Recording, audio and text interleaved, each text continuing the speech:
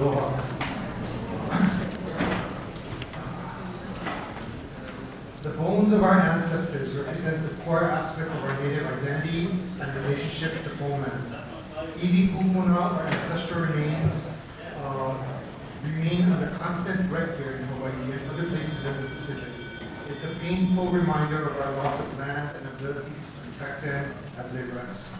In Hawaii, the genesis of this movement to protect Iwi Kūpuna came largely out of the tragedy of Honokapua, Maui in the late 1980s, when a hotel developer uttered over 1,000 remains and the native Hawaiian community was outraged. Since then, there's been a concerted effort to try and safeguard Iwi Kūpuna. And this genealogy has many layers and parts to it, but a lot of the work that was done early on through the 90s and 2000s was done by Mālama Iwi Kūpuna to repatriate thousands of Iwi Kūpuna from various museums throughout the world and local museums as well. There was also a concerted effort to try to develop the burial laws in Hawaii during this time, and there were also federal laws that were during this time. And more recently, there's a lot of lawsuits that were filed by descendants over land developments that have tried to fight the desecration of burial sites like Walmart, Whole Foods, and many others. Today, this panel looks at some of the challenges we face in terms of sustaining this protection. There are some general themes that I gathered from talking to these individuals and from just kind of pouring some of the community. Some of the things that I've kind of learned, because I do not consider myself an expert in studying this topic, although I've done some repatriation work myself. In general, there is a lack of understanding of burial laws and historic preservation processes on all levels, in communities, by the public, by developers, by organizations. There seems to be mistrust that still exists between communities and agencies, as well as between kanaka, who struggle to find consensus in these difficult types of situations. There's also kind of a lack of support in the community to sort of learn about and to have training in these areas, and it's something that we really need to work on. So this panel will provide a vision of hope, and hopefully to build off of the foundation of activism and vigilance that we're a part of. Also to utilize the strong legal framework of protections that exist for Hawaii. We'll see opportunities to reground ourselves in cultural practices again. And we'll also start to think of ways in which we can start to think collectively and create systematic and long-lasting change. The survey that you folks took, or pre-survey on this topic regarding care of Iwi Kūpuna resulted in the following. The highest priority was given to building community capacity for the management and care of Iwi Kūpuna. Second came fostering a greater understanding of burial laws and the historic preservation processes. Third was elevating cultural and spiritual training to develop kia'i. Fourth was developing a consistent and continued monitoring and stewardship program. And 5 was building a network of support for repatriation. As a collective vision, we folks thought that we need to train the future practitioners to assist in Iwi Kūpuna protection and care. We need increased awareness and resources available to the community. We need to have consistent and continued monitoring of these sites and not just sort of leave them once we bury them. We need to have education of landowners and stakeholders of their kuleana. We should be exploring the idea of a kia'i network. And then finally, we need community and collective advocacy. So right now I'd like to introduce our panelists on this topic. They'll be talking about their experiences, including challenges, solutions, and calls to action that can help reinvigorate the movement to protect Iwi Kūpuna and to spur on a new generation of guardianship and partnerships for this important cause. First speaking will be Alan Murakami. Alan is a litigation director for Native Hawaiian Legal Corporation.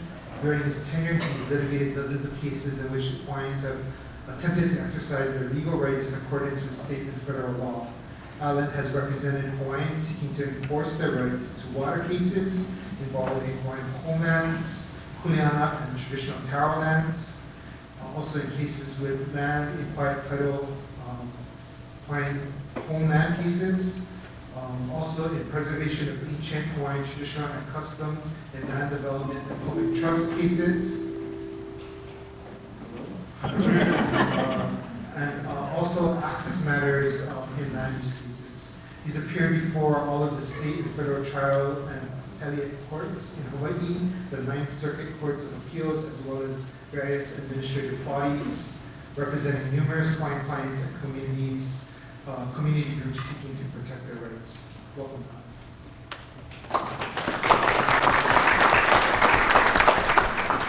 Regina Hilo is a burial site specialist with the History and Culture branch of the State Historic Preservation Division.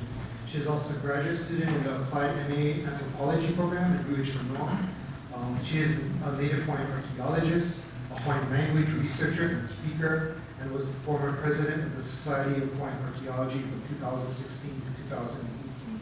Her primary roles at SHPD are to mitigate potential effects of human skeletal remains and administer the Oahu Island Burial Council's monthly meetings.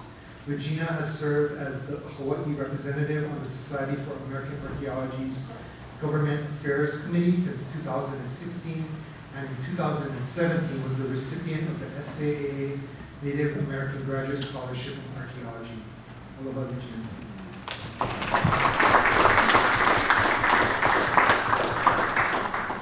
Hina Wong is a staunch warrior for her islands and her people that continues to advocate for Native Hawaiian issues spanning politics, culture, language, and history of her home. She remains dedicated to educating and empowering her community. Her life is her career as she currently devotes her time teaching Native Hawaiian and Pacific Islander men in incarceration in Hawaii. She is serving in her 11th year on the Oahu Island Burial Council as the Kona Moku representative and also now as the current chairperson. She previously taught for 13 years at Huliauapaʻa Public Charter School, a Hawaiian cultural-based charter school, and served as the school's director of culture. Prior to working with K-12 aged youth, Hina worked directly within the sphere of the LGBT community as one of 3 pioneer transgender women in community outreach focusing on HIV/AIDS prevention and education. She is a fluent speaker of her language as well as other Polynesian dialects and has earned the respect and love of her people by persevering in efforts to always be a role model. Aloha. Aloha.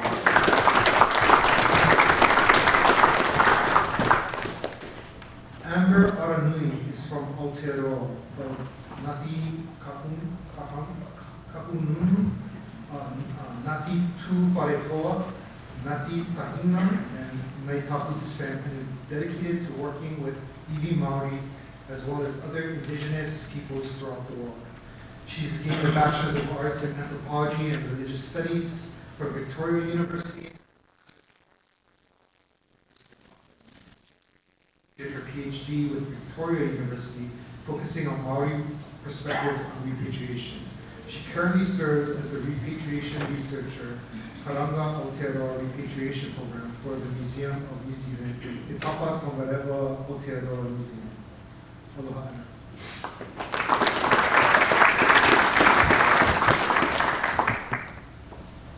Finally, Malia Akutagawa. Malia was born and raised on Molokai. She's an assistant professor at the Ka'iwakīloumoku Center for Hawaiian Studies and the William S. Richardson School of Law with Huliauapaʻa Center of Excellence in Native Hawaiian Law. She is part of the Hui Aina Momona, a consortium of scholars throughout the university charged with addressing issues of indigenous Hawaiian knowledge and practices, including Native Hawaiian rights associated with Mālama Iwi. She formerly served as the chair of the Molokai Planning Commission, chair of the Molokai Island Burial Council, and member of the State Environmental Council. She teaches Law 503, Historic Preservation Law, and co-authored Ho'iho Iwi Kūpuna, a legal primer for the protection of Iwi Kūpuna in Hawaii. She serves as the Pu'o of Archaeological for Molokai, the Island Hamoku Council for Molokai, a local indigenous governance system that works with government agencies and lawmakers for the protection of natural environment, cultural sites, and resources. Aloha mai.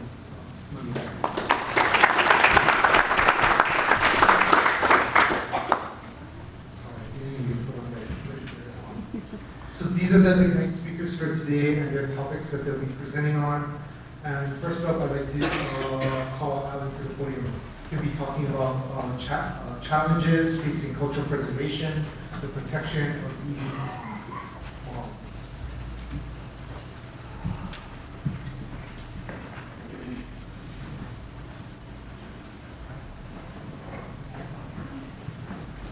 Aloha. Aloha.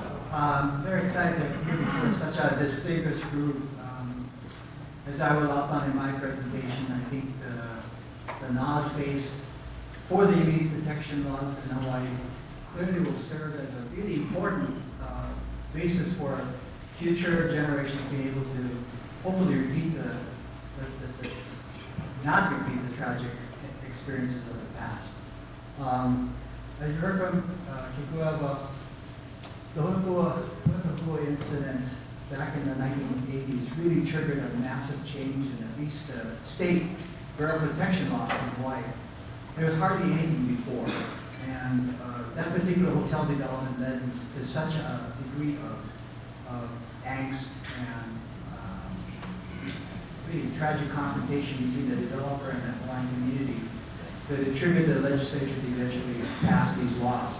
And eventually that hotel, which was going to be built on sand dunes of Honolulu, was moved back 400 feet to avoid all that trauma that had occurred during construction. I started my experience dealing with those laws back in 2001. In the case that was brought by Malia Akutagawa, actually. She formerly worked for us, and we uncovered an instance where a 1,500-acre development was facing construction challenges because they started encountering huge amounts of burials that had never been properly identified by an adequately prepared archaeological inventory survey. And one instance of that kind of stood out was this mass burial that was never touched by archaeologists before the construction began. And because of the failure to follow the laws adequately by implementing the standards for archaeological inventory surveying in a reasonable way, the sampling was poor, the techniques used were poor, and they missed major features like this mass burial that was probably the result of an epidemic that way back when. And they started in the interior of the inner circle there of the wall and decided that they had to go out to see how far this burial site was, which was a proper application of the law, to see how far out it was in order to get a context of what the site looked like. And what they found is that they kept hitting more and more burials. And so it became a site of, literally dozens of burials in this particular site. They initially tried to protect it, what the initial find was, and then they discovered they had to redo it and create a double wall. So it's kind of like a, hey, what's going on moment here for that in that particular instance. Another instance was you're supposed to stop when you hit a burial. Try to look at the outer perimeters of that burial site and then develop protective measures that are turned over to the Hawaii Island Burial Council to determine what types of protective measures, including buffers, are appropriate. But oddly, as you can see here, you can see a cut in an embankment here. They went to the extent of creating this entire cul-de-sac before they actually stopped and put that protective fence around it. So another indication of the implementation of the monitoring procedures that really failed. Here's another example of Hokulia where the golf course ran into some burials, and the construction of the golf course and the subdivision ran into some burials. And then what they decided was they were going to protect this entire pool, which was the site of the revenue of the king. And the original intention was to include a buffer zone at the very base of it, so the entire hillside would be protected. And what happened instead is that the SHPD decided, despite that recommendation of the Borough Council, to put the borderline further up the slope of that particular hill. And why? Because these are some of the premier lots for the residential subdivision was being built. Multi-million-dollar lots that were going to bring in a lot of money. And it included sand traps along the base of that hill that were compromising the integrity of that buried burial site. The entire hill remained a burial site, but this was the protective measures that was approved by the SHPD. What happened at Walmart? The SHPD decided that previous excavation of this site, which included basically just surface grubbing and clearing, was sufficient evidence to show that they didn't need to do an AIS. So instead of demanding AIS before construction began, the design of this particular lot, they went ahead with the construction and eventually did burials. And what happened at that point was one of our clients got her husband to use his connections to basically cover over the excavations of those burial sites to prevent any further disturbance. This is some of the treatment that they have imposed for some of those sites, with trash and garbage strewn about. Ward Village Shop, similarly, the AIS was done, but it was done poorly. They did basically a 3% sampling. Instead of finding all the burials they could have recently found in the AIS, they had to encounter them during construction. Ka'iwakīloumoku Church, basically, this was a deliberate attempt to avoid the AIS process. And through a series of procedures that they implemented, they were never required to do the AIS. And eventually, in that sign, it says 300 plus burials. Well, today there are 640 burials sitting in a storage closet at Ka'iwakīloumoku Church, none of which were identified before the construction, before they were actually uncovered. We were now working on this particular case in Maulilani, where despite the AIS that was done, totally inadequate, they previously identified 5 burials and are now up to 170 burials, most of which were discovered during construction.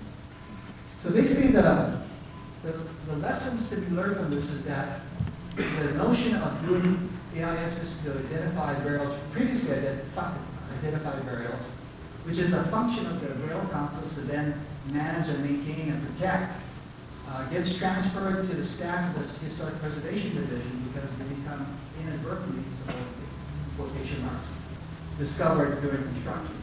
And that's really bad, because it not only takes that jurisdiction away, but it fails to identify the kind of protective measures in advance that's supposed to give the burial council all the information they need to determine the content of the burial, its significance, and the adequacy of protective measures. And that's our major problem with this, that these missteps in the whole process are actually on paper very well designed to empower Hawaiian communities with the power to determine what should happen to a burial site in advance of construction.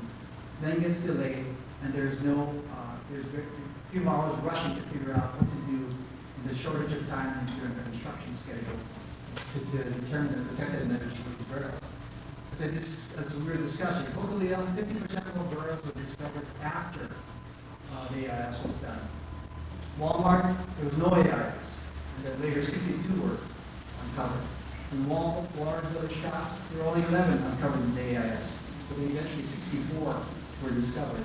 That led to the cancellation of a major condominium being built on that site. Ka'iwakīloumoku Church, no AIS, and then 640, as I mentioned before. And then Maulilani, 5, and then 170 burials were uncovered. So in short,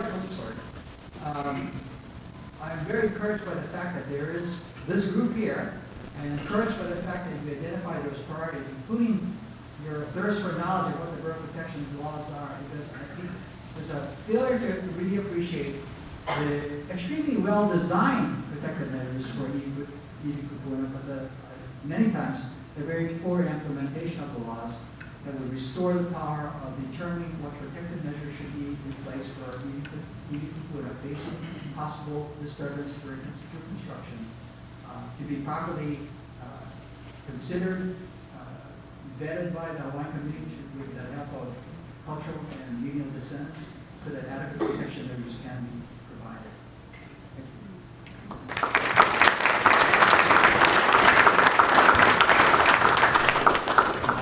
That was a really clear explanation of some of the processes of the law. It's super hard to explain. Even for someone like me that knows it, it's just really hard to explain. So that was a really good explanation.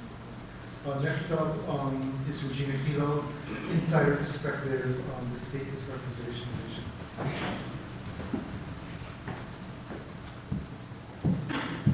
Aloha mai kākou. That's awesome. I get to follow Alan. In addition, I've been hearing troll comments about Shifty, which is my cutting for me, because I'm not actually going to talk about any of those issues. I'm like directed to have a laser focus on something else that I've kind of identified as my priority within this division. I do have to deal with all of those other things. Kekuewa is currently a case that is ongoing. It's been ongoing since I want to say like 1997. I joined the Shifty in 2014, November 2014, and it's quite remarkable, I have to say, that I've made it to almost 4.5 years. It's been a tough path for me, personally and professionally, because I've done so much of my work in archaeology, and so I'm very ma'a to archaeological perspectives, methodology, but also have this deep love for cultural landscapes and a deep knowledge of cultural landscapes in the way that our people existed on those landscapes. So, my laser focus is not about any of those things that we just talked about. It's about this pikia, or kuleana, more like, that we have at the Shifty, that I've taken deeply personally, which has to do with the Iwi Kūpuna in our curation. That's me when I'm skinny. When I first started in like 2015.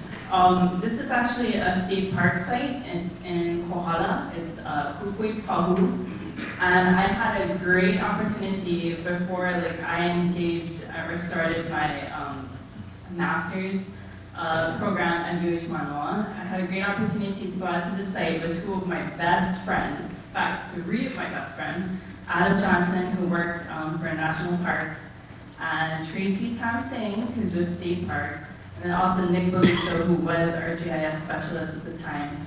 We had gone out there to the site with the community stewards to take a look at the potential for doing a LiDAR scanning. And Adam actually brought his National Parks equipment out, scanning the whole site. That data is still with Adam. I'm like totally diverging from my script here. So addressing the Iwi Kūpuna repository, this is a picture of my son's school. He's kind of in the middle of the picture, he's looking at the camera, he's holding a Hawaiian flag. That's one of my twins. The twins is like Ku'e, the other one is so like Americanized. And they're identical twins. So crazy. But okay, so I'm just going to stick to my script right now. So in addressing our repository, this is Oahu only, so I'm not speaking on behalf of any of the other offices. I'm not speaking for Maui or Hawaii Island. This is only for Oahu. We have a lot of iwi that we have acquired over the years, either through HPD calling me up and saying, oh, we got a box because somebody mailed a skull back to us, and it says like from Waikiki Beach, 1939. Can you come pick it up? And of course, you know, I'm kind of like, well, what do I do with it? You know, I have to find a place to put it. I have to inventory it. I have to make note of all of these things. This is the archaeological side, right? And then at the other side, the culture side, I'm like, this kupuna needs to go home. We need to know where this kupuna is from.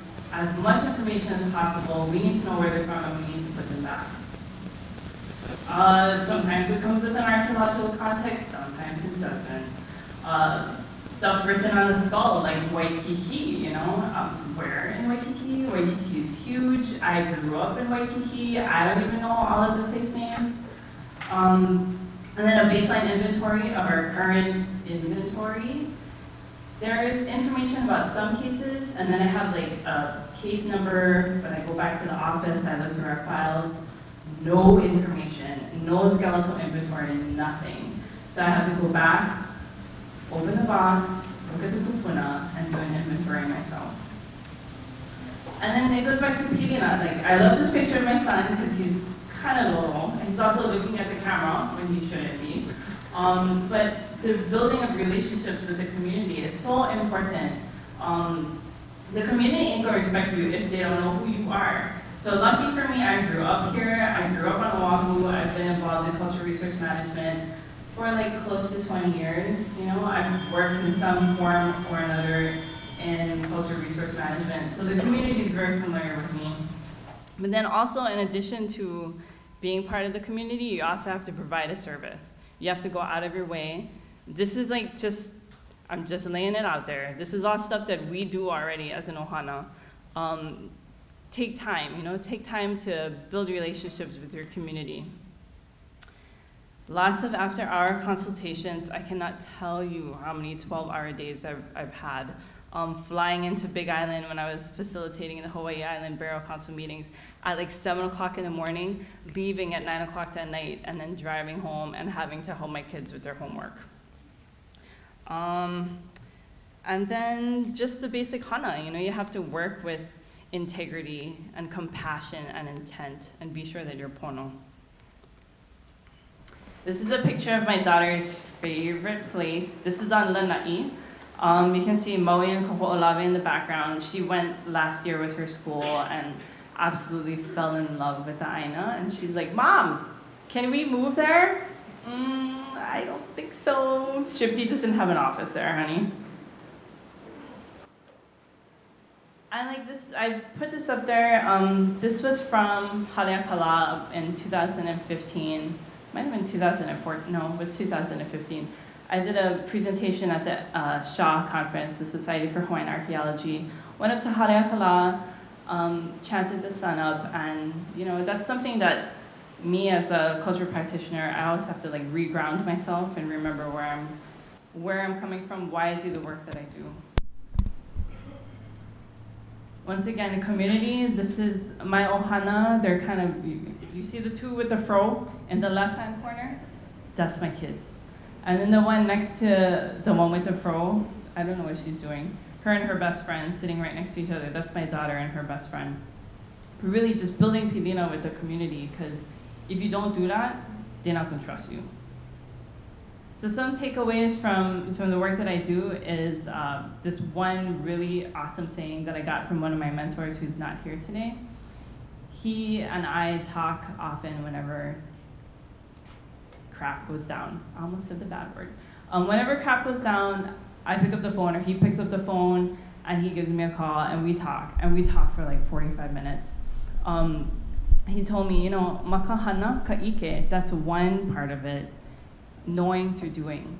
But then also, maka'ike kamaupopo. From doing comes this deep understanding. And that's really where we have to take our next level. Mahalo.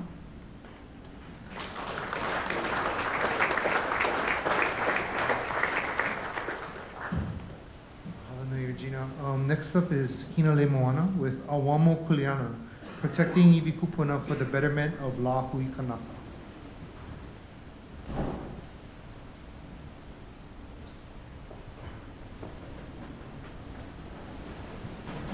Oia, ano ai ke aloha ia kako pauloa e ke anaina a kako e launa nei, ma nei I uka nei ka pālama, ma ke ia wahi no na kaino hano hano o Ka'iwakīloumoku. Aloha. Mahali au koko kako launa ana ke ia la. Not quite sure if the title that I gave will best suit what I'm going to share with you, but these are some of the primary takeaways that I have now acquired over these last 10 and moving into 11 years of service in this capacity and for the kuleana of Mālama Iwi Kūpuna. I know that our history and the path that our Kanaka have come down, that there is so much mistrust in the community that, as we heard in the sentiments articulated a few minutes ago, that the relationships are essential. At one time, the Burial Council was not a body that was looked at by people who came forward for recognition as a body that they could trust and that they could invest or be willing to invest their faith and confidence in to do quote unquote the right thing. That brings to mind or to thought, what exactly is the right thing? Within this room, what is right for the Kanaka on this side may not be right for the Kanaka on this side. So even that becomes a very contentious and a very loaded topic. What did I learn in working with the community? I came on to a burial council that was led and guided by some fantastic people. But I realized after hearing about one of the prominent issues, especially the Walmart issue, that my predecessors in leadership had determined for themselves that the level and the type of leadership that they needed to execute was going to be upon them. And I sat down and I wrestled with this because I don't believe that in every situation that, now that I was the vice chair heading to be the chair, I think I've been the chair for 8 years out of my time in service. And so I wrestled with this and I said, I don't think that that format really works in this case. I think that an effective burial council actually gets behind the people who take the time and assume the kuleana to Mālama Iwi Kūpuna. That way, the voices that come forward can be amplified by the council. And only in cases where perhaps there's no leadership or perhaps there is no voice coming from within the Kaiaulu, then we put ourselves forward. There's a reason why we have cultural descendancy and lineal descendancy. For those of you who understand this basic equation, the lineal descendants can actually prove by your documentation that I am who I am and I'm related to this Iwi Kūpuna because here's my connection right here, got the palapala. When you don't have the palapala, you may be closely related or you may be more generally culturally related because of your connection to the people and the place. In the case of Walmart, we learned all of the things not to do when engaging people, and I had to kind of take my licks and learn the hard way too. Thanks to some of our most capable and brave warriors on the forefront of Mālama Iwi Kūpuna, I learned. And I know I see a friend out there sitting down. It was thanks to your auntie. When your auntie told me, Hina, sit down. It's not your kuleana. I don't know if you were at that meeting. But when this fearless and brave Wahine, and if you know who I might be talking about, she's not afraid, she's a short lady, but she'd take on anybody and she'd tell anybody where to go if you got in her way, because she was going to Mālama Iwi Kūpuna. I kahea da inoa, ka'anohi k'leikini. When she said, Hina, sit down, I was offended and I said, how dare you tell me sit down? But then she was right. Wasn't my kuleana. So this is another takeaway from my last how many years in the Borough Council, and that is that this is a very, very well-oiled system. It was very well thought out, but you have to have faith in it. The Burial Council should not be the venue to tackle political status or to go and address our status as a people. As someone who's been a long-time proponent of political independence for Hawaii, I clearly know that by serving on the council, that's a discussion for another day, another place, another time. I shall utilize the system that's in place because it is effective when everybody knows their role. So if you come forward and you know your role and you're applying to be a lineal descendant or cultural descendant, you should know that you are advocating for Iwi. You're not necessarily here to hold the Hawaiian flag at that particular time. Hono kahua, those are my Iwi Kūpuna out on that side of Maui. So if I wanted to be one of the ones who step up, the pecking order of who gets to come forward and who gets the strongest voice, the lineal descendants can have their cards. And then the cultural descendants. In the Borough Council, I've seen people try to come and wave the Hawaiian flag and say, well, we need to do this for the Lahui. yes, you should get out there and advocate for people to do what they need to do. We should be a mobilized community to understand. However, now this gets very, very focused and very specific. So we need to also be very keenly and acutely aware of our kulana and our kuleana. My ohana on Maui, who are right there by my Iwi Kūpuna, will have the first voice. And if they need the reinforcements, then they call in somebody like Hina Wong. Somebody who is perhaps from up here at Kapalama, and somebody who's from just away from Kapalama. We're all going to have connection, but it's the ones who are right there, or who are the closest, who have that best time. But this takeaway is something that it's taken years to really be able to flesh out and see. So, I leave with you these thoughts. Our burial laws and our system, highly efficient if you know your role. If you come forward and say you're going to Mālama Iwi Kūpuna, Mālama Iwi Kūpuna is Mālama Iwi Kūpuna. It is not reconciling issues of sovereignty. It is not putting forward saying that I'm going to get recognized for this, and then that way I can use it for this, and capitalize on that. We don't capitalize on the Iwi Kūpuna, and we don't try to evict our Kūpuna from the final resting place, knowing the current plight of our community and our people.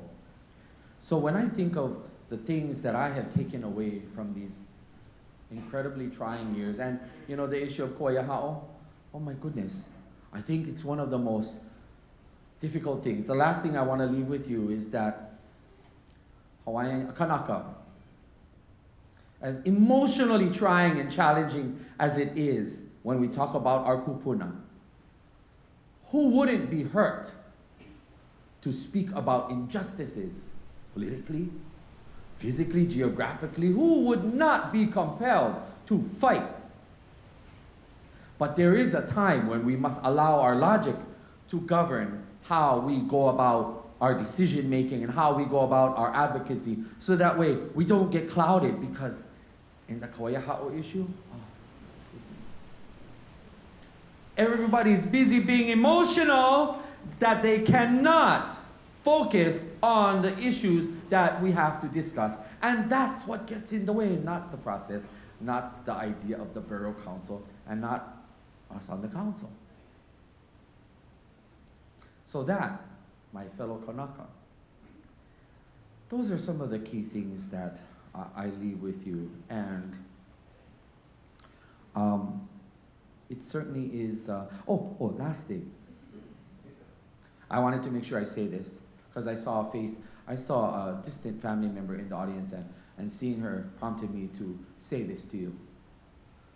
We can try physically to manifest, we can manipulate laws, we can try to invoke all kinds of mechanisms that will try to physically or humanly make things go the way we want to go. And then there are times where we must step back and go into a place of pule and know that if we are true to our Kanaka ways and our Kanaka understanding, sometimes the physical realm is not where the battle will be held. Sometimes the physical is not where you will see your accomplishments or achievements, but you go into Pule and then you watch. And some people ask, oh, how come Hina? How come? He said, because I don't have to do anything. It's going to happen already. Watch. And that is the way of Iwi Kūpuna. Ke lawa no ka umamana no o koi ke hola mahalo ni o ko o ko hone ne ana mai ano ke manawa ka koe launa nei. Mahalo.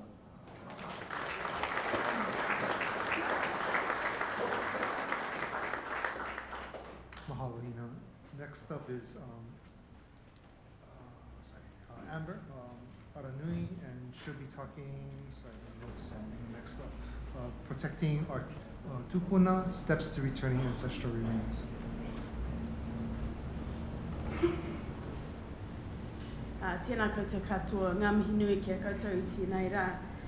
Koe Amber Aranui ahau, ko au te pauranga haurau taki ko iwi. My name is Amber Aranui. I'm the lone repatriation researcher for our repatriation program. I just want to say first off, now I tweet all your kōrero, So I'd like to go on a little bit of a different tangent from our former speakers. I want to talk a little bit about repatriation in terms of returning our tupuna from institutions and private collections and private collectors. For me, I feel like the repatriation of our tupuna is a process, and protecting them in their final resting place is part of that process. So protecting them today is ensuring that their resting place is final, that they're not excavated or discovered another 100 years later only to be put back into those museums and places of study. So protecting our tupuna and their final resting place for me is the final and last step in this long process.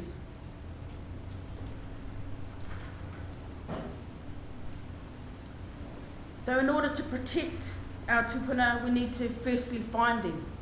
We need to identify where they originate from and where they were taken from. For me, this is a core challenge of the mahi that we do. It all depends on the openness of those who hold our tupuna, to be able to confirm that they actually have them in the first place, and also their willingness to actually return them. The availability of information. So because I'm the researcher, research is a big part of the mahi I do. I guess I've found, and Regina, you can probably relate to this, is often there's a lack of provenance, lack of information about the tupuna.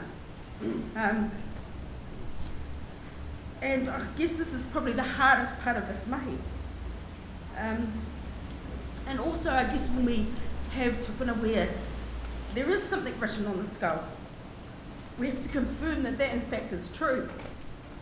As I've found often, I don't know, my gosh, you know, it's a hard topic to talk about.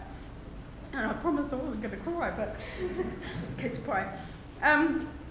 So I found in a lot of my research that we might have tupuna that are from that say they're from a particular place.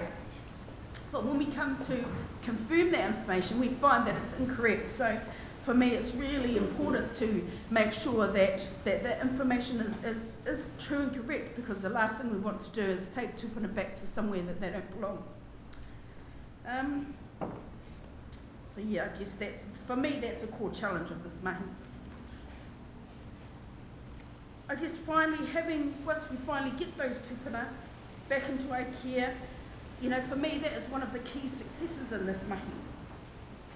We all know that negotiations can take many years. For instance, I think our negotiations with the American Museum of Natural History spanned about 20 years. Whereas our negotiations with Stanford University actually took about 6 or 7 months. Again, part of this returning our tupuna is to ensure that we have all of the information. So if any publication that has been published relating to our tupuna, any scientific research, I guess as hard as that is to think about, we need to have that information because it's part of their journey. And you know, we need to know as much about them as possible, including what's happened to them once they've left their resting place. Oh, I'm terrible today. Sorry, I do that all the time. So the whole process of repatriation, or even returning our tupuna, because I don't really like that word, returning our tupuna home and back to their people is a lesson in righting the wrongs of the past. But the greatest impact on this is actually on us and not those who are responsible. And I guess there is a lesson in that also. Ensuring institutions or persons involved see, feel and actually hear the importance of returning our tupuna to us, I think is one of the most important lessons. With descendants, it's an important lesson also as it's part of the ongoing education, which I think is needed, not just for us and for our children and their next generation, but also for those people who took our tupuna in the first place, or those institutions. You know, it's part of their institutional history. Returning to the land is to put our ancestors to rest, be that in our own urupa or cemeteries, which, you know, for us are often sort of modern style cemeteries, or, you know, back in the caves or their original burial places from which they were removed, you know, or stolen actually. You know, to move forward, we must work harder than ever to ensure that this does not happen again.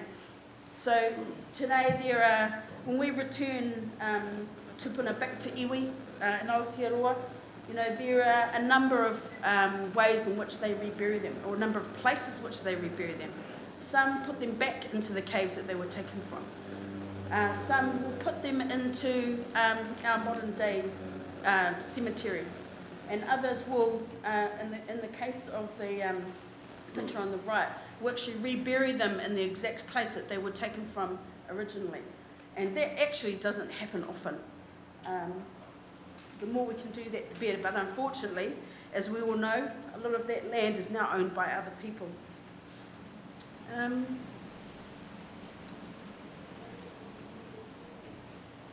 In the past, I think we kept the places of our tupuna secret.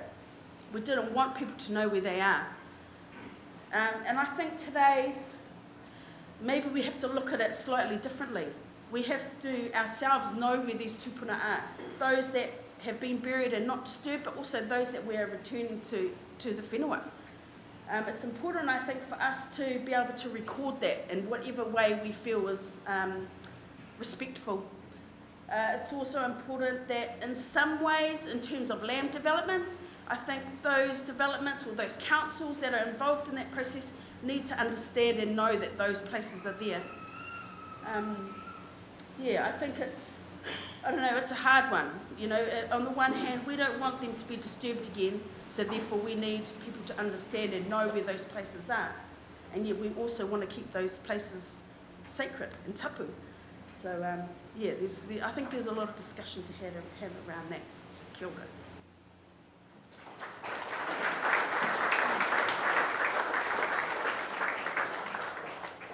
Aranui, Amber. Next up is Malia Akutagawa with Harnessing the Power of Native Communities to Affect Institutional Change in Government, and to Mālama Iwi. Why don't you go ahead and use this mic? Aloha kākou. So I just want to start first with centering us into why Iwi Kūpuna are so important. And I'll tell the story of two different women. One woman who was my client in a Hokulia case said that once you bury your kupuna and they say like, I want to be buried there, that's their hale. And so when we remove them from their hale, they become angry spirits, yeah? So another auntie Mililani Hanapi, she said that sometimes as Hawaiians we are in conflict because our Iwi Kūpuna are disturbed.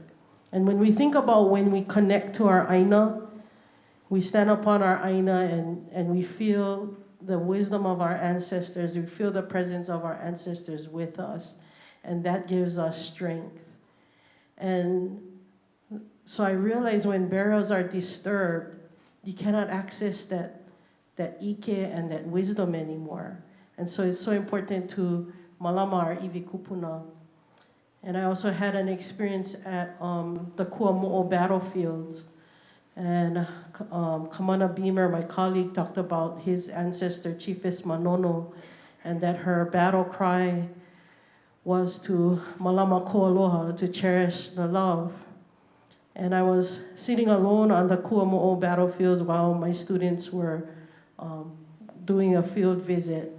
And I saw Chiefess Manono, and she took me to the time when when the battle was occurring. And when you're at the point of death, you're at your most vulnerable, but you're most strong as well. And so the worry was that as the old religion would die away, what would happen to their descendants? And so they pulled us, they went into the future and they pulled us to them. And they saw that we would be okay.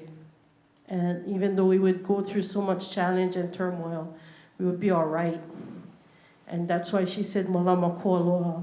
Like, remember this love, because if you can hook into this love, then you'll be able to access us and our wisdom, just as we're accessing you, our mo'opuna, for strength.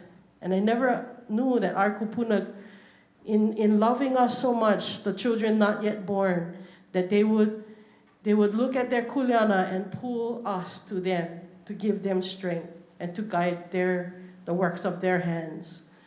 And so I say that because this collective is really about honoring our kupuna and utilizing the tools that we have in this modern time, living in this hewa world and trying to navigate through these processes to make it better so that we can malama our kupuna and malama ko aloha.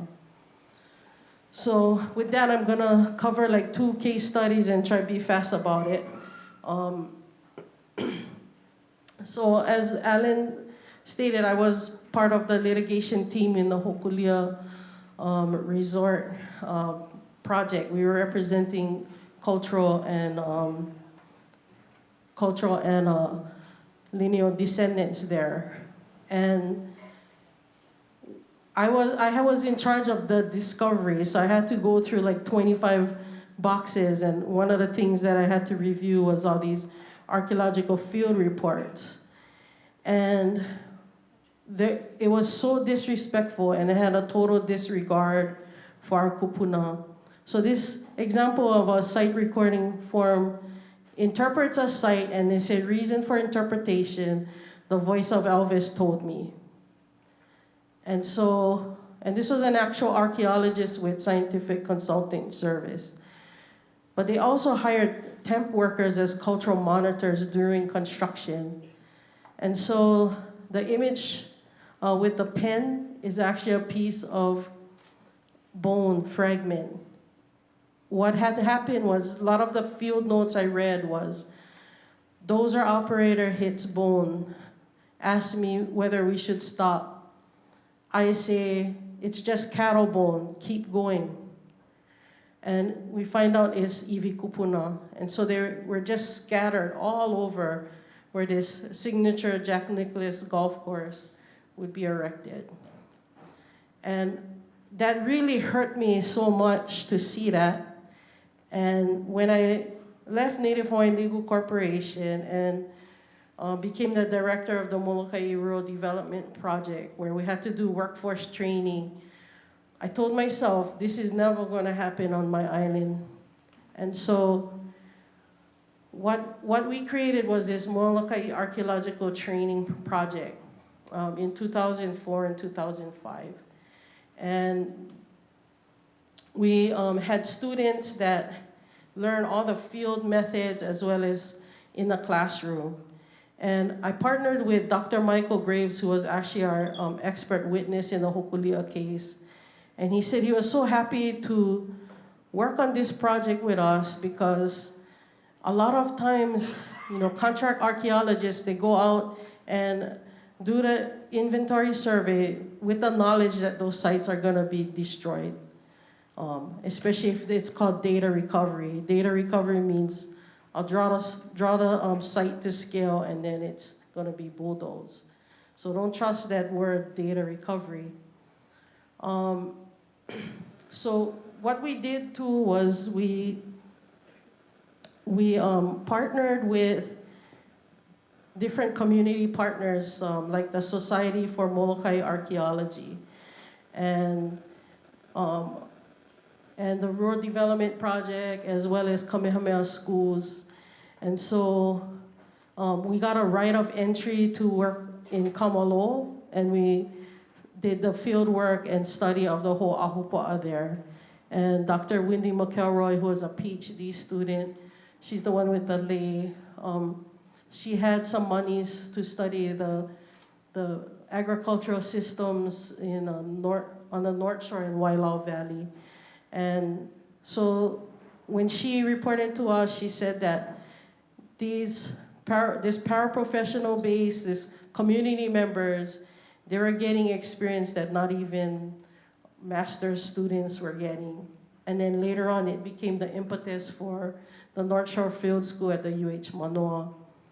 And we had a lot of archaeological firms hiring our archaeological technicians. So that was one way I wanted to kind of close that puka of really terrible inventory serving and cultural monitoring.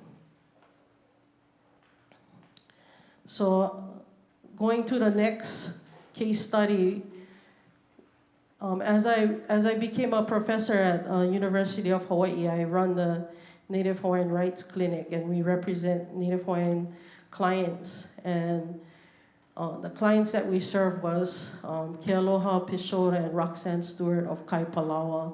And they're kanaloa practitioners, and they protect the kinola, or the physical manifestations of the ocean god, which includes whales and dolphins.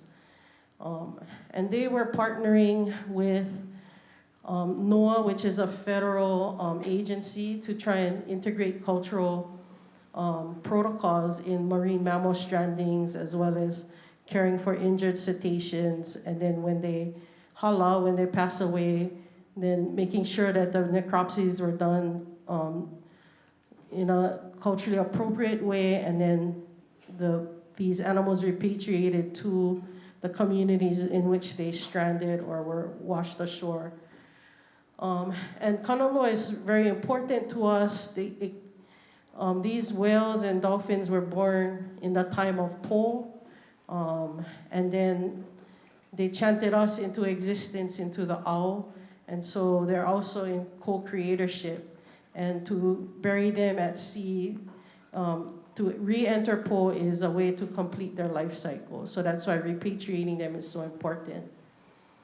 But what occurred was the relationship with NOAA went sour when these women responded to a stranding at Kauai High.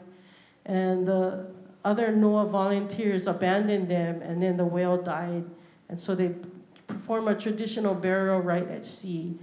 And there's this Marine Mammal Protection Act that prevents the taking and transporting of marine mammals. And so they prosecuted these women under the Marine Mammal Protection Act. And that's when my clinic came in to prepare for their appeal, because they were already going through the administrative hearing. In the end, NOAA dropped the charges. Initially, the administrative law judge ruled against our clients, but utilizing the arguments we made, they appealed to the Secretary of Commerce, and the Secretary of Commerce said there's certain trust, there's a trust to Native Hawaiians under the Ceded Lands Trust, and because the whale was buried in state waters, they needed to look at Hawaiian rights, and also the Religious Freedom Restoration Act. So NOAA dropped the charges, but there was still an issue of returning these remains. And so I had my other class look at NAGPRA, which is the Native American Graves Protection and Repatriation Act. And one of the protections under NAGPRA is the protection of sacred objects. And because these are kinolau of kanaloa, we said at minimum they are sacred objects. And so we began to work with NOAA, and we created a cultural network with representatives from every island to work on the issue. And so this is just one example. One of our kia'i kanaloa is Uncle Craig Neff, and there was this le'iwi, this whale that came from Kaho'olawe, and was on display at the Maritime Museum. And when the Maritime Museum closed down, they offered to take it to Maui Ocean Center. But we had certain kia'i on Maui, Dane Maxwell and Vernon Kalanikau, that said that's inappropriate, and we should repatriate it and bury this kanaloa at sea. And so Protect Kaho'olawe Ohana and Kaho'olawe Island Reserve Commission were contacted, and Uncle Craig Neff worked on this and worked with the rest of our kia'i on Maui to make sure that this happened. So that's just one example, and it's actually been ongoing, but in the interest of time, I just wanted to cover that. Okay, mahalo.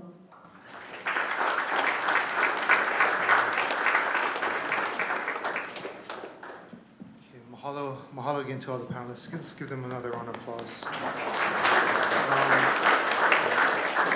We are going overtime, and this is like the heaviest panel right at the end. So thank you guys for hanging in there. I'm going to pose a couple questions to the panelists just to get some of the discussion going before we get into our breakouts. Yeah, for me, to be honest, I kind of didn't want this panel. I got mad at the planning committee because I was like, wow, you guys gave me the hardest panel, yeah, because these issues are not just issues of trying to come down to action items. They're about issues of us healing, yeah. And when we talk about these sort of things that are going on, it evokes almost trauma within our community, yeah, and we get really emotional about them. So I've always thought that maybe we need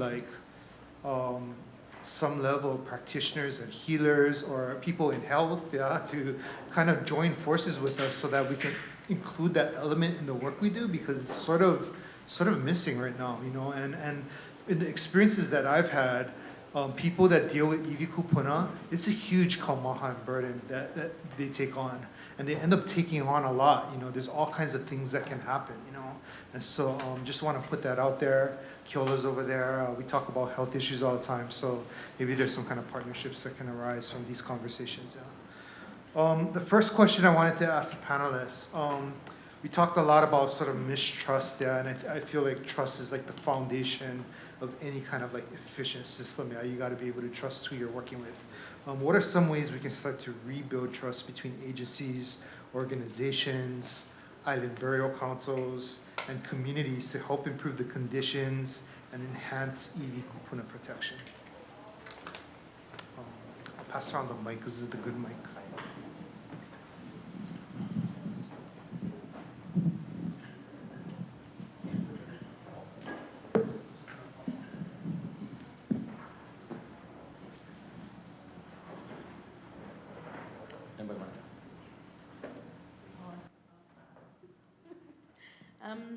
I think a good starting point is to create real, meaningful relationships. Yeah. And then go from there. Yeah, for me, I'm working with NOAA, the federal agency, and DOCARE, the enforcement arm of Department of Land and Natural Resources. And so what I did was I was very strategic in reaching out to Hawaiians that are in positions of NOAA and DOCARE and DLNR, and I asked them to be part of our Kia'i Kanaloa network so that they can work with the more hard-head guys, But then I did contact the hard-head guys, and as an attorney, you train to kind of appear neutral at least. So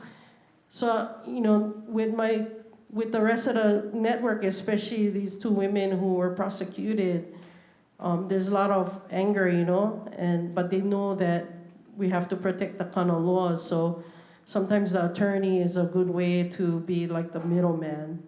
So for me, I'm about transparency with the agency, and I'm like, if you work with us, you have things will go smoother for you. So for me, I'm sort of like that buffer between the other kia'i and the federal agency. And so we try to build good faith over time, and then once we get some success stories under our belt, then they like working with us, and we begin to like working with them. And there's times they do culturally insensitive things, and we call them to the carpet. But if you've created that rapport and trust with each other, they can handle it.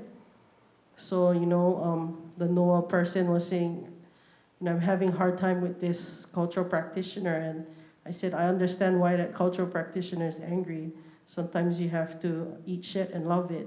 And I told him, As Kanaka, we hold each other accountable too. We eat shit and love it too. So, brother, you're not exempt. Just take it, because in the end, we're gonna have a better relationship. We gotta be real with each other. So sometimes I talk like that, but I started a recording. Just leave Hi, aloha. Mai ka'i, mahalo, polole ino, polole iloa no. Relationships are key. As we saw in the meeting yesterday, yeah? You notice? She didn't cuss me out. She's cussed out other people. She didn't cuss me out. I think, though, that even before we consider the potential for us to cultivate relationships, we have to be able to set aside our own personal ego. When we grow up in the world of the West and we learn to embrace malihini ways, we have to know how to sift through that opala and know when it's time to set aside the part of us that is actually more malihini than it is kanaka. If somebody wanted to tell me something, I can't be so into myself that somebody cannot tell me. It doesn't matter whether I liked it or not. It doesn't matter whether it was offensive. Depends on what you consider offensive. What matters is that the person felt that they could be honest. We have advocates that come to the Borough Council and they come with fire and they breathe not only fire, but it comes with venom. And when they direct it to the people that they have no relationship with, it gets pretty, horrific if you're weak in the heart and if your ego is fragile. But if we're there for the topic, in this case, Iwi Kūpuna, then we understand it's going to be emotional. We understand it's going to be driven. When a Kanaka cries, we have someone that comes. I love her. And when she comes, she's on fire. You cannot be weak. If you're weak, that's it. She's gonna see it, and she's coming for you. Especially if you were one of the ones that she believes is responsible for desecration to Iwi Kūpuna. She'll have you up there, and she'll put you like the pig on the stick, the guava stick, when you turn it by hand over the fire, and then she's just gonna put it on automatic, and she's gonna go for 45 minutes. And people look at me, and I say, I will not silence a fellow Kanaka. Don't act up with me. I will not silence a fellow Kanaka. Yes, I am the chair, and this is my meeting, and our Kanaka have been silenced by foreign teachers that taught us in our education system for too long. So, no. Let her speak. And see, that helped me to cultivate a relationship. Because now, she don't come for me. She says, I love you first before she say what she say. And then I tell her I love you back. But we say what we say. So, with that said, we have to be able to move past the ego. And you gotta be real, you gotta be conscious about it. Yeah, I'm trying to use this mic, not as loud as Hina. So. Okay, never mind. Okay, so yeah, definitely. It's not about you when you're talking about Iwi Kūpuna, when you're talking about dealing with Iwi Kūpuna, or Mālama Iwi Kūpuna. It's not about you. It's about the Iwi Kūpuna. What can you do to ensure that that Iwi Kūpuna is going to be safe? And you gotta remember that. Always in my line of work, I'm like, okay, no. People are not angry at me. They're angry, how come this person stayed out of the ground for so long? That's not because I did something wrong. That's because something happened down the line that now I am responsible for. So what is the fastest way that we can resolve this situation? In addition to that, I have ohana, my family's young. My daughter, who's the youngest, is 11, and my oldest is 18. They understand, too. You know how Kekuewa was talking about the kuleana being heavy? oh yeah, the kuleana is so heavy. And things, I sometimes will take issues home with me, and then I have to leave it at the door, because my kids are my life. In addition to this work that I do, my kids always come first. And they have come to understand too, you know, it's not about mommy, it's not about even the work that I do, it's just about taking care of this responsibility. Even within my role at Shipti, there's not a well-defined set of rules or processes for me to engage in this kind of work. I do this on my own time. I do this kind of under my own initiatives because I feel it's important. Do I get support from my supervisors? Absolutely. And what do I have to do to compromise everything else that I do? Let the minute production, like Hina knows, I'm so behind on the meeting minutes for the past 6 months because for me, that's not a priority. Taking care of the Iwi Kūpuna is a priority. So remembering that it's not about you, it's about what you're trying to accomplish. It's about taking care of Iwi Kūpuna. In addition, what can we do to build trust? Bruh, we have to listen. As agencies, oh my goodness, we have to listen. People sometimes are dealing with deep, deep emotional and personal trauma. They're not angry at you, they're angry because something happened. You have to be able to separate that personal trauma from the real issues and then find a strategic way to address those issues to get to the objective that you want to get, which is reburial of the Iwi Kūpuna. Before, I used to take things personal and be like, oh, how come she's so mad at me? And that Anake, oh yeah, she came from me too. And I was like, Auntie, I never dig up the kupuna at Ka'iwakīloumoku. I was not involved. I was not even in the picture. I'm the one that's having to deal with the aftermath. But if Auntie picks up the phone and she called me now, it's not to complain about Ka'iwakīloumoku. It's to ask or to tell me about issues that are coming up in the community that nobody else knows about. Because she trusts me now. And it took a long time of just listening, let this auntie rip me a new one, for her to actually get to a place where she trusts me now. And she does. Oh, and she does it so eloquently too. I have like written transcriptions of everything she says at the meetings. It's not directed to me, it's mostly directed to project proponents, but still, all of her topics, all of the things she says, totally on point. Do I take that personal? Absolutely not, because I was not involved in that work. I am just trying to help deal with the issues that I can. That's another thing. You gotta be able to know what your limits of authority are and to state that straight up. Because people will be like, oh, you know, you do this, so you can definitely do that too, right? I'm like, no. If that's on federal property, that's a different ballgame. And people get mad at me for that, but that's okay. Because you know, you gotta kind of walk them through pai and try to set the foundation so that they understand. So that the next time something comes up, they understand where you stand and they understand what the limits of your jurisdiction are. Mahalo.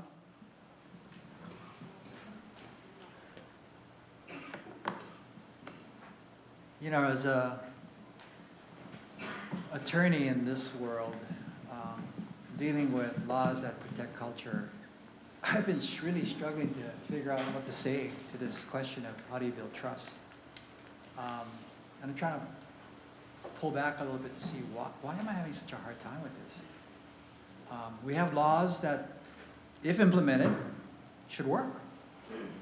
But we have sometimes administrators, sometimes developers that either misinterpret them or, you know, there's laws are full of interpretation. And if you don't interpret it the right way, you get problems.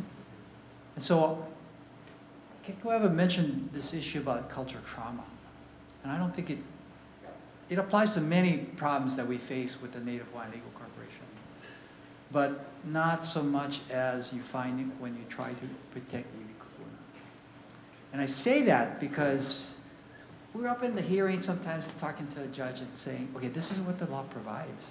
Okay, in this instance, this is supposed to happen and this happened. You know, we need to go here rather than you ruling that we have to go through the middle or this way. And I think what is really behind this cultural trauma, beyond what I think many of you in this audience recognize just by second nature is that there is a colonial overlay to this. You know, there is a inherent recognition by many of you out there that the decision makers, the developers, and the judiciary sometimes will never recognize. Okay, and that's the essence of what that trauma is to people that feel it, as opposed to how they see it. Everybody, I think, is in agreement that we should protect burial remains. But when you insist on the kind of protections that, you know, I think the law provides for about 90% of the protections you want to seek. That extra 10% comes with the implementation under the guise of the law. But in practice, the implementation affects about 75% of that law. And that's where we always run into lawsuits, because they just don't get it. Why isn't this judge getting it? It's absolutely clear to us. And we're struggling right now with the Maulani case. I think the judge in this case really wants to do the right thing. He said so today in our conversation. He really wants to do the right thing, you know? But he doesn't quite seem to appreciate what the context of the burial protection law is, how it's designed to advance information before any ground is broken. And you got to do that carefully. And you got to insist that it be done carefully, or you should insist that they go back to the starting line. Because if you skip that initial step about how adequate the AIS is, or what kind of sampling technique you apply, or how demanding you are with respect to the criteria you apply, you're in this ballgame of fighting developers during construction schedules and all that pressure to try to figure out what to do. And they've already designed where the road will go. I mean, there's 2 median islands in Maulani in this particular phase 6 increment 4 that contain Iwi Kūpuna in the middle of the roadway. Okay? There are other Iwi Kūpuna in which they were trying to tunnel a sewage line underneath the burial. Okay? These decisions on design have already been made, but they've been made in the vacuum of not knowing what the hell was there. But if nobody's insisting on knowing what's there, remember there's only 5 identified in the AIS, and now there's 170 that have been uncovered. How the heck do you design a subdivision around that, not knowing? So, in part it's like we don't understand each other as these various players, stakeholders. In part, you know, they just don't appreciate what it all means. Okay, you can't blame them too much for that, but what I can blame them for is understanding what the law says. And that's the only grounding we have. Okay, we gotta insist on this. It's designed for a purpose. And so the burials that are previously identified get the best protection you're gonna ever expect, because you know in advance what you're trying to protect, okay? And sometimes that doesn't go right, you know? Descendants fight with each other, things happen, shit happens. But you can only insist that the process be followed, and that's about all you can do. If you want to build trust, there's got to be ways in which the different stakeholders can learn that best. What are the laws and how is best implemented? For those, you know, I repeat what I said earlier in the closing of my presentation. The importance of people like you having that knowledge, what those laws mean and what they say, your number 2 priority, is so critical to this process, because without that appreciation, you know, all this other stuff starts slipping by. Oh, you don't have to implement that so strictly. You don't have to do this so strictly. And then you build mistrust. Okay? So the only role that you can really affect is to elevate your level of understanding. Because if you all understand what's supposed to happen, I think there'll be fewer instances where we get involved, and we're happy not to have any more EV protection cases in the future. You know, it is my hope that we have none. And if everybody truly appreciates this, I think we have a 100% better chance of finding that the law will get implemented better, and that there wouldn't be this cultural trauma associated with the kinds of stories you've been telling.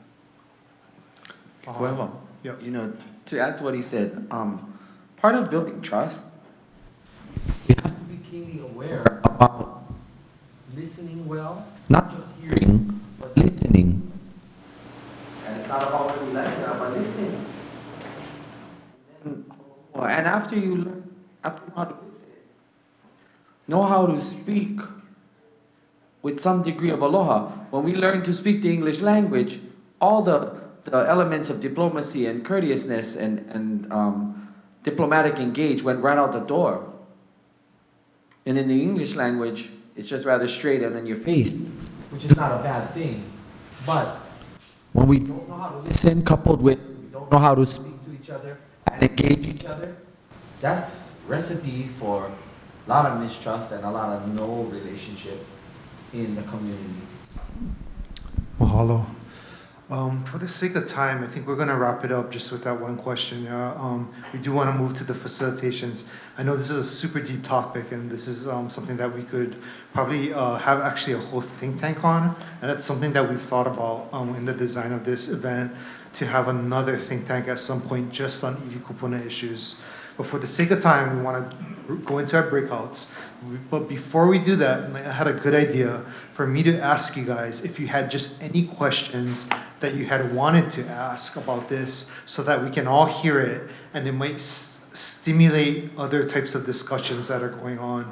Were there other things that you folks are thinking about, just topics or questions? Noel? So, mahalo for everything that was shared. I think part of the havoc or the sorrow that Amber there is someone that has been dispersed and is not there, and it has not been there for centuries. So I think, I think in conversation about protecting Iwi Kūpuna, there has to be also a conversation about how to bring those who are not home and have not been home for centuries. And where is that in the conversation? Right, not that it's a priority, because I don't think we have to be forced to choose. Sure. But it just needs to be on a list of things that when we're talking about protecting. Yeah, we can't forget that for sure. It has to be in the conversation. Naya, sorry, I think with the police is here. Okay. I